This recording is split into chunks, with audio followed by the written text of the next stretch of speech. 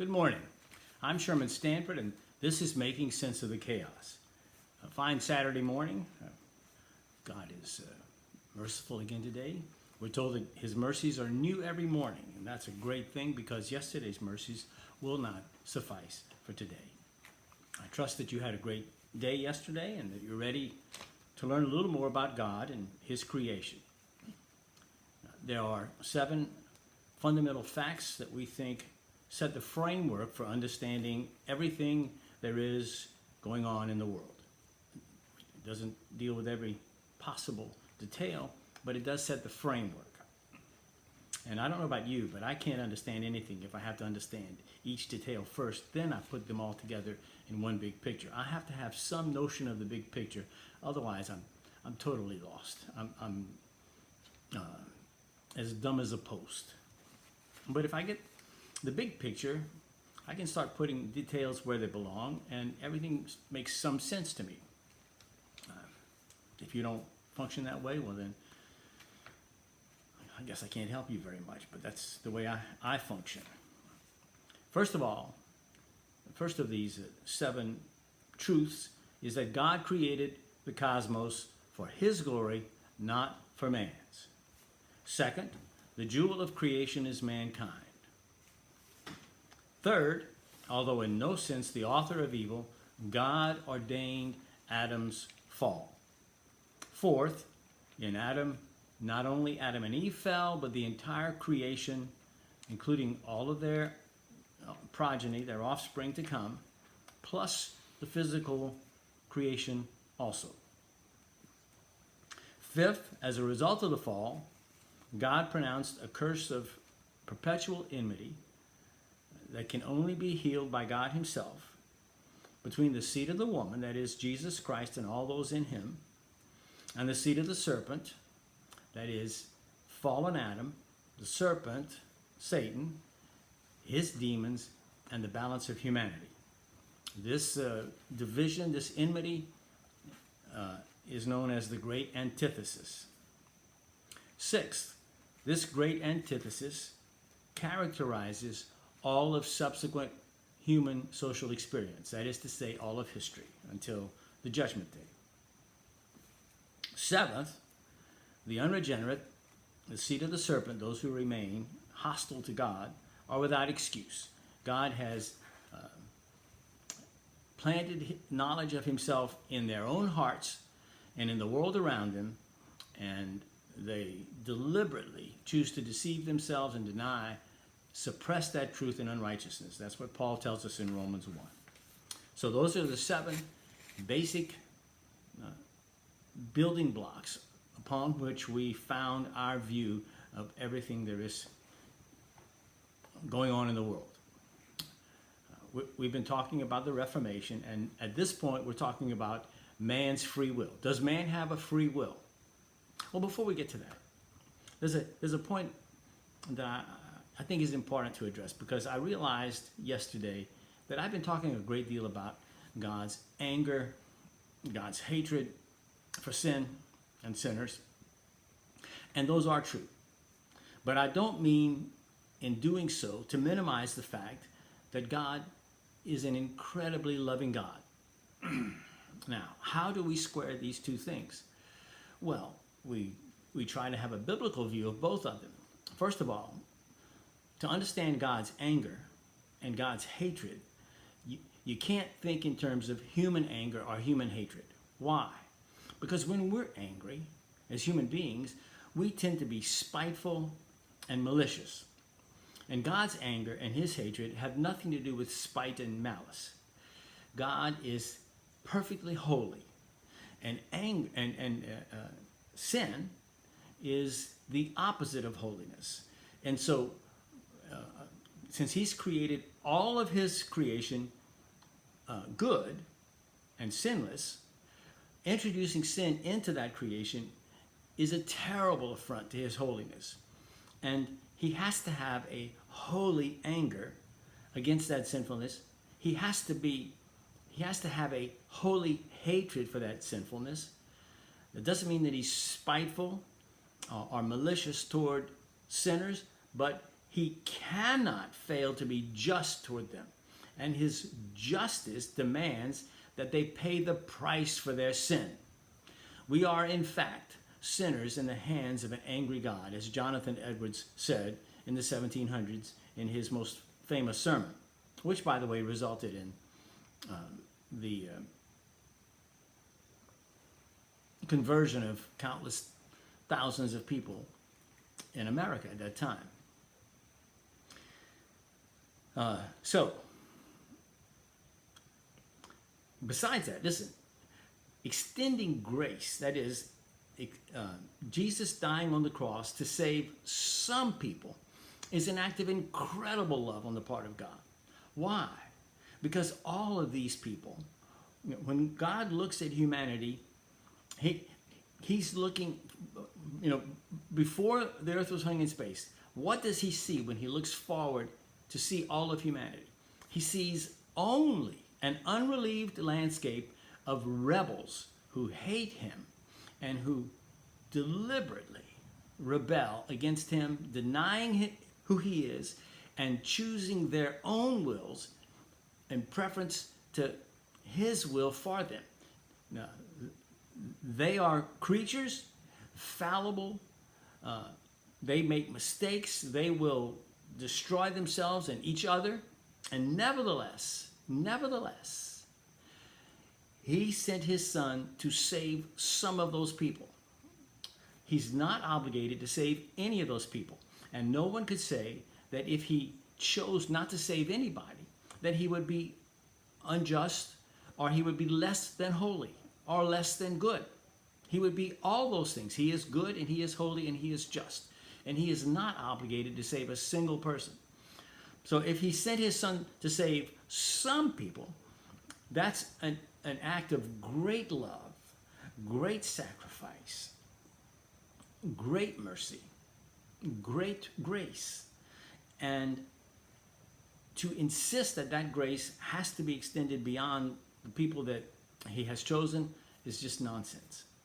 So God is in fact the God of love, and if he has chosen you, a fallen, sinful, filthy creature, who Paul says in Romans 3 at verse 12, that you are worthless, that you are one of those that does not seek after him, does not desire righteousness, and nevertheless he has saved you, then your only proper response must be gratitude, obedience, and love for him. How could you not be grateful, obedient, and loving toward him?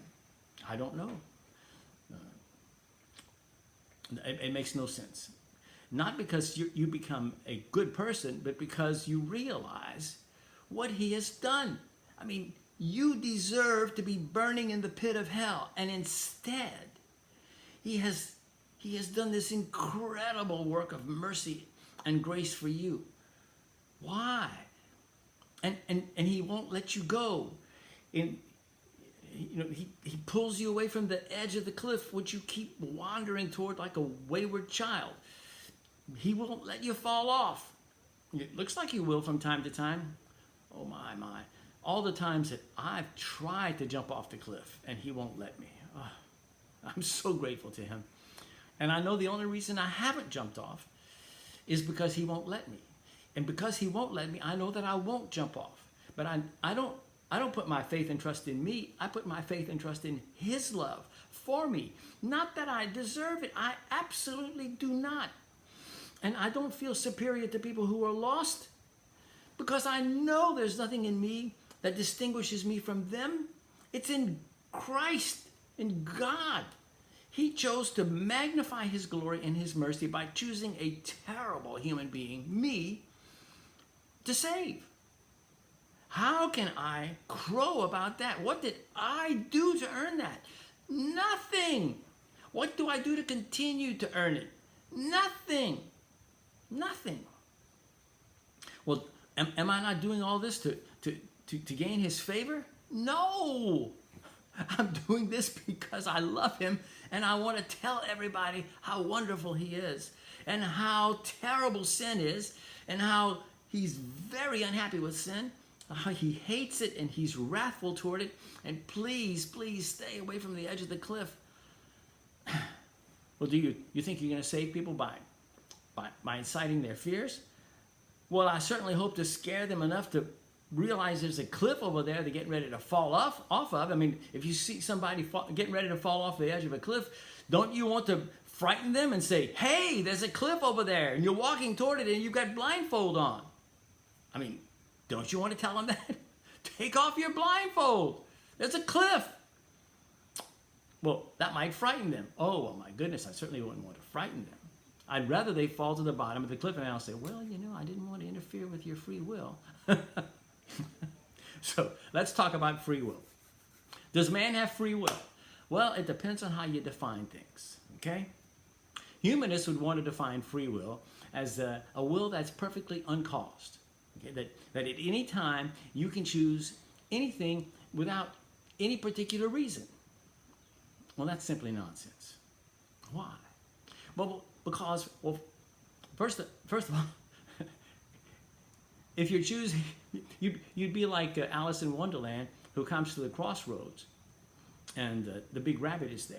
And she's mystified. She doesn't know which way to go. And he says, what seems to be the problem? And she says, well, I can't decide which way to go. Should I go right? Should I go left? And he says, well, where are you headed? And she says, I don't know. And he says, well, in that case, any road will do. And that's right. If you don't know where you're going, if your will is perfectly uncaused, it means it doesn't have a reason for any decision it makes. Well, that's nonsense. You have a reason for every decision you make. It may not be a good reason. It may be a reason that you're not even aware of. But there's a reason, okay? Something in you prompted you to decide whatever you decided all the time. And you always decided based upon the strongest reason that you had. How do I know that? Well, the Bible tells us that, but not only that, I look in myself and I look around me, and that's exactly what I see. I see it all day long. I see people choosing things they want to do. That's what they do. So, in what sense can our will be said to be free? And in what sense is it not free? Well, first of all, Jesus says that if you're a sinner, that means if you're in the seat of the serpent, you are a slave to sin. Now, that doesn't mean that you don't freely choose the things that you choose. It means, yes, of course, you still are making free choices. You're choosing your greatest desire. But when you're a slave to sin, your greatest desire is to sin, not to be submissive to God. So, yes, your will is free, and no, it's not free. It is enslaved to sin. Well, how can we call that free? Well, it's free from external compulsion or coercion. That's the thing you have to understand.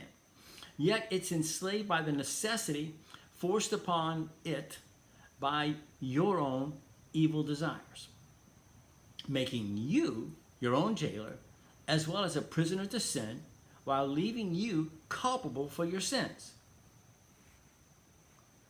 Okay, Jesus calls the sinner a slave to sin. In the same way that no slave is free, no sinner is free. That is to say, no one in the flesh, which means a member of the seed of the serpent, is free from the compulsion within himself to follow his own will, which is opposite of following God's will, which makes it sin.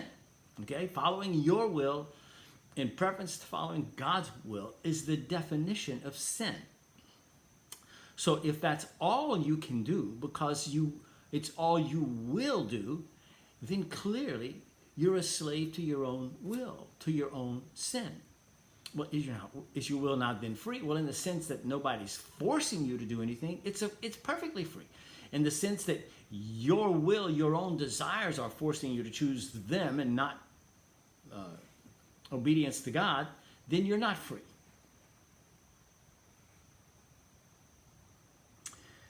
As I said yesterday, it makes as much sense to speak of a man's being free to choose to be an elephant as it does to speak of him being free to do anything other than his own will dictates. as discussed earlier, the philosophical distinction to make is to bear in mind this is between compulsion and necessity. Okay? We are compelled to do things by outside forces. We necessarily do things that come out of ourselves. If the desire to do something is so overpowering that we will do it, we tend to say that I was compelled to do this by my own desires. Well, that's a little misleading. We're compelled by something outside of us, but we're forced by the necessity of our own desires, of our own natures, to do those things that we most desire to do. Okay, so there's compulsion, that's an outside force, coercion, and we have necessity. That's something in ourselves. By necessity, you will always choose the choice that most pleases you at any time. Why? Well, because you can't do anything else. You can't choose your second best choice because in choosing, you have made it your first choice. If it was still your second choice, you would have chosen something else. Duh.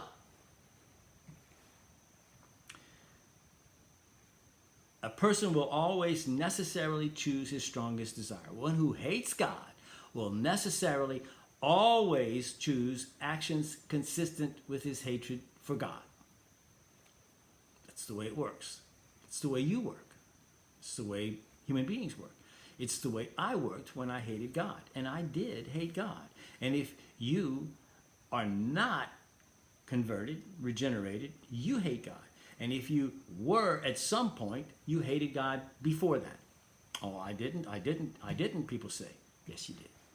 God says so.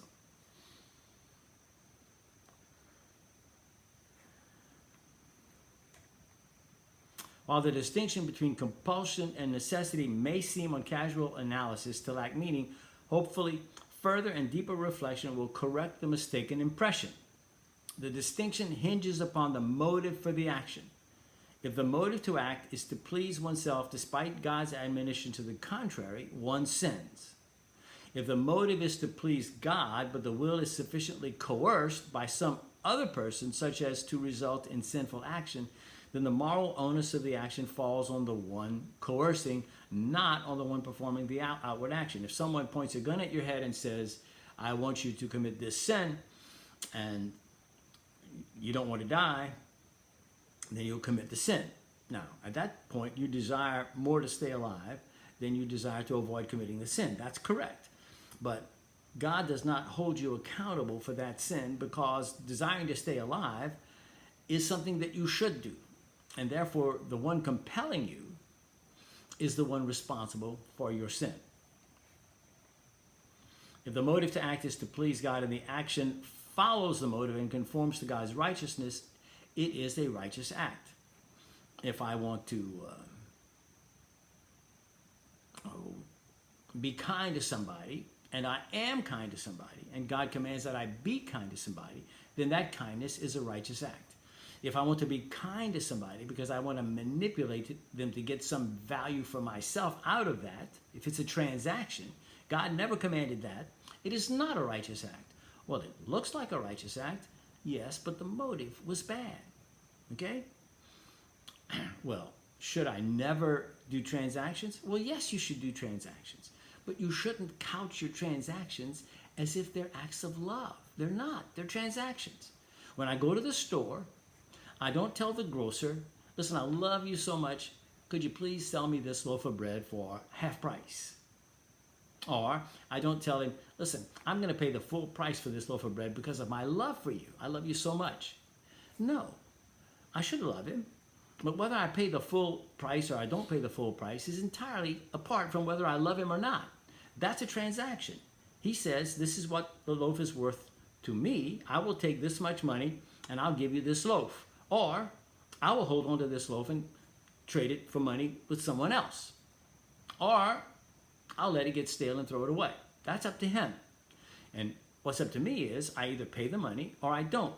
But to cloud the issue by talking about my love for him as somehow the basis for some aspect of the transaction is just to cloud the issue. Doesn't make things clear at all. Do you understand? So we don't want to be talking about transactions if we're talking about love. And if you're pretending to be acting in love, then leave transactions out of it. They have nothing to do with it. Okay? That's why I'm not too crazy about Christmas. Because people expect gifts. Now, a gift that you expect, let me guess, it's not a gift. It's owed, at least in the mind of the expectant one. Huh? Why is he expecting? Did you tell him I'm going to give you a gift and therefore he's expecting it? Okay, if you did, he has a right to expect it. If you didn't tell him that and he's expecting it anyway, then somehow he thinks there's a transaction going on, and when Christmas comes around, you owe him this thing, whatever it is. Okay, but that's a transaction. That's not a gift. And no, I don't want to confuse love and transactions. They're two separate things. My son-in-law lives with me. He rents a room here. Okay, I love my son-in-law, and sometimes he offers me food that he has, and sometimes I offer him stuff I have. But the rent he pays is a transaction. The offers of favors back and forth, those are love offerings. He helps me with this podcast. That's a love offering, okay? That's not a transaction. He's offered to do that. And we're working together in this ministry, and I appreciate what he's doing. But he doesn't owe me this. He doesn't owe me this. This is a love transaction. Okay? This is not part of his rent. And I hope I make that perfectly plain to him. And I appreciate what he does. But he doesn't owe it. Do you understand the difference? And I know it sounds pedantic even to insist on that distinction, but if you don't insist on that distinction, think of the confusion that arises. Human relationships are generally destroyed by unrealistic expectations. If I expect you to do A and you don't realize that, and you do B, or you do realize it and you do B anyway, either way, I'm going to be disappointed in my expectations. Now, if they were unrealistic, shame on me. But if they were realistic and you didn't live up to it, shame on you. But if we make it plain what the expectations are, then I have justifications to say, look, I expected you to do this and you didn't do this. I have a reasonable expectation of that because of whatever. All right? It keeps the confusion down and helps us to love one another.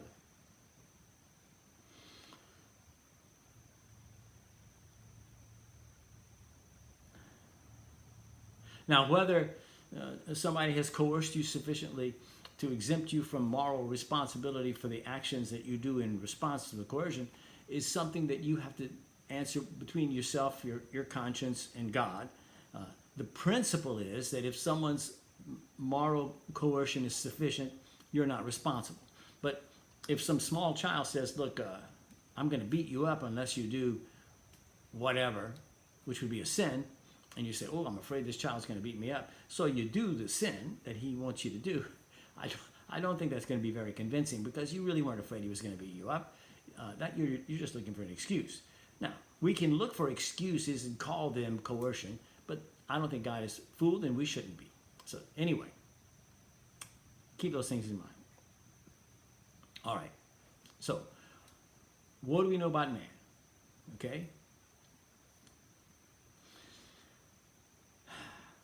Fallen man always chooses to follow after his own desires and never chooses to please God. He cannot. Redeemed man can choose to please God, or he can choose to follow his own desires apart from pleasing God. Okay? A man is what he is. And it is what he is as his essence, the fountain of his desires, his nature, works itself out in his actions that is subject to judgment. The fact that his fallen will is in voluntary bondage to sin makes neither God nor anyone else force him to choose rebellion over submission. He never feels more completely himself and free than when he is deliberately acting in rebellion and slavishly following his desires rather than submitting to God's or anyone else's authority. in Calvin's day, the unrighteous people in Geneva, do you know what they were known as? The libertines. Ah, liberty? Libertine? Libera? Freedom? They believed in having a maximum of freedom. Well, but sin doesn't set us free. But the feeling of being free when you sin is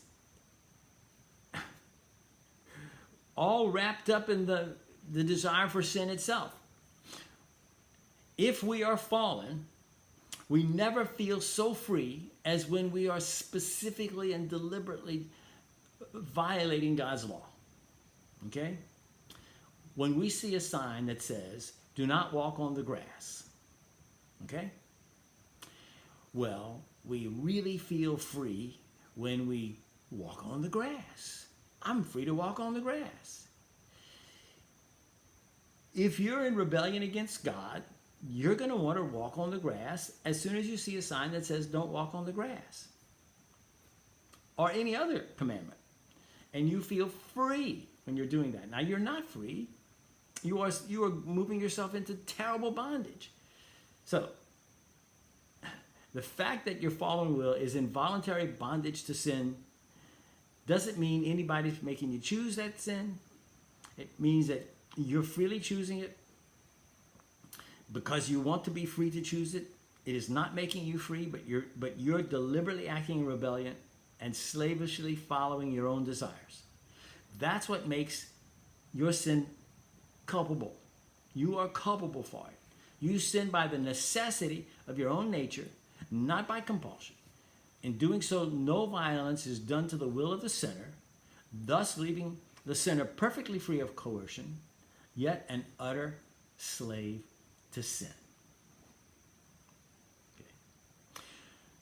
All right. I hope I've answered questions regarding the free will. Man's will is free, and it is enslaved until God frees it by his act of regeneration. If he does not regenerate you, you remain a slave to sin. Well, but that's two choices. I mean, either you're a member of the seed of the serpent, or you are redeemed and placed into the category of the seed of the woman. Those are the only two choices. If you are a seed of the serpent, you are a slave to sin.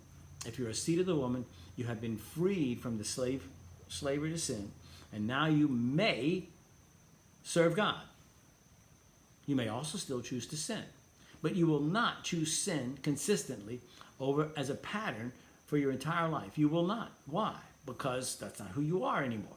If you say that you are a child of God and you love your sin more than you love obeying him, then you are lying to yourself.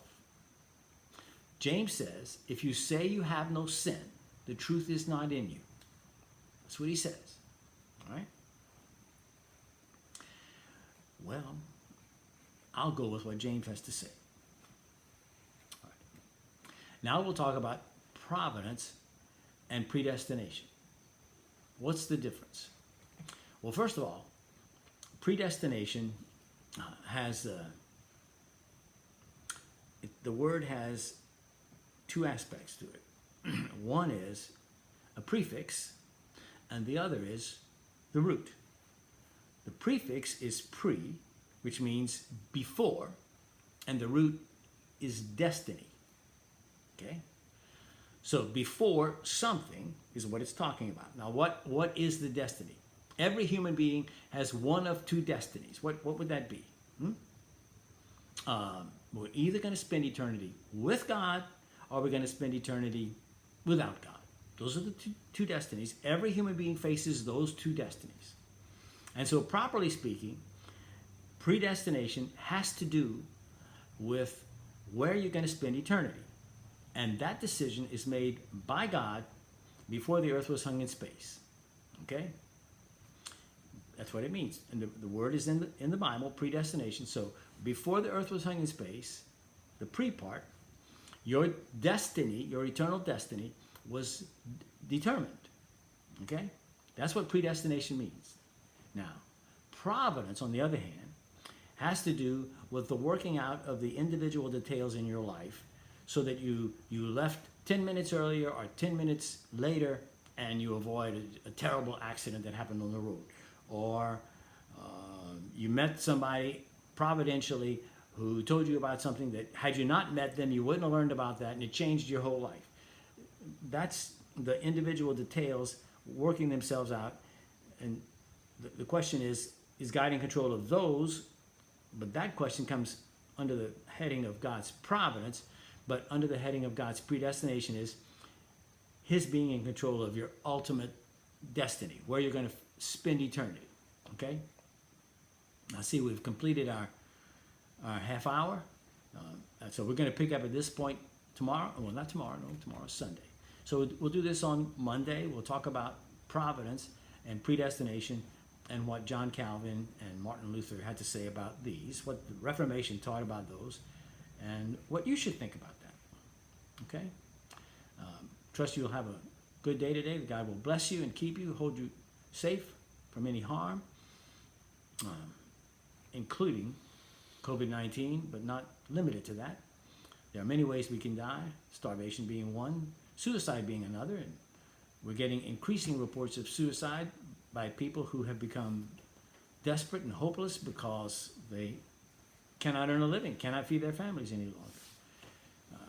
I think the ridiculousness of what the government is doing is just becoming more and more apparent, and these people are demonstrating their fallenness as they intend to force you to do their will because they're preserving your life. That's God's job. That's not their job. And under God, it's our job to preserve our own lives. It's no part of the government's job. No part. But when they try to act as God, they insist on exercising the same sovereignty over you that he does, but they're malicious. They're evil. He's not. They're fallen. Okay? They worship power. God uses power. He doesn't worship power. He doesn't worship anything. Okay? He glorifies himself because he is the ultimate in holiness and goodness.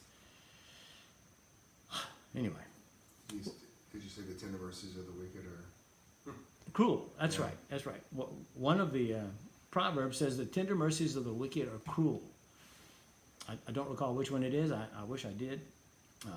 But it's true. The tender mercies of the wicked are cruel. They think they're being merciful. I'm not disputing that. I'm disputing whether they are in fact being merciful at all. Good intentions pave the road to where? Hell. Yes. So I'm not interested in all their good intentions. I'm interested in what God says the proper authority of the government is, and how far they should be going, and where they should stop. And they're not stopping where they should stop. When they want power, I assure you they don't want it in a vacuum. And they don't want it over people in China or Africa. They want it over you and me. All right? Have a great day. God bless you.